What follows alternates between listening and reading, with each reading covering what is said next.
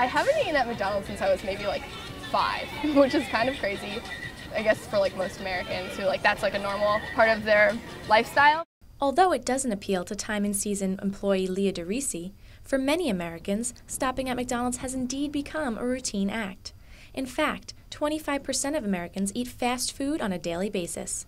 According to professional dietitian Rebecca Purcell, the easy access to drive-thrus, packaged meals, and junk food has only added to the nation's rising obesity rates. Convenience is a huge factor in what people are choosing to eat. You know, everybody's busy nowadays. It is very convenient to stop at McDonald's and buy a quick meal for really cheap instead of, going to the grocery store, getting food that they could go home, cook, and make a little bit healthier.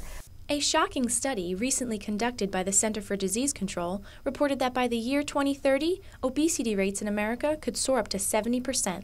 Currently, Connecticut is one of the least obese states across the U.S., with an obesity rate of 24.5%.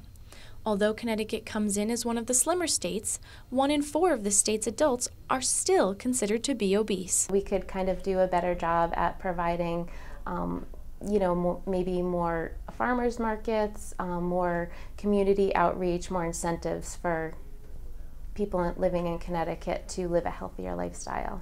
Aware of the recent statistics, many Connecticut residents are making changes of their own to eat well and stay fit. One local resident suggests changing eating habits gradually. It's okay, you buy the processed stuff in the beginning, but what you're doing is you're putting it together with something, preparing a meal, and slowly you start seeing, I want to try it with the fresh vegetables. I want to try it with, this, and then you work your way out to something healthier. I think we're getting there in terms of trying to get people educated about it and replacing junk food with just fruits or veggies. It's also just nice to take time to hang out with your friends and cook a meal. I know that's one of my favorite things to do. So even though the CDC says obesity rates in America may soar up to 70% by 2030, local Connecticut residents are making healthier choices to prevent becoming part of that statistic.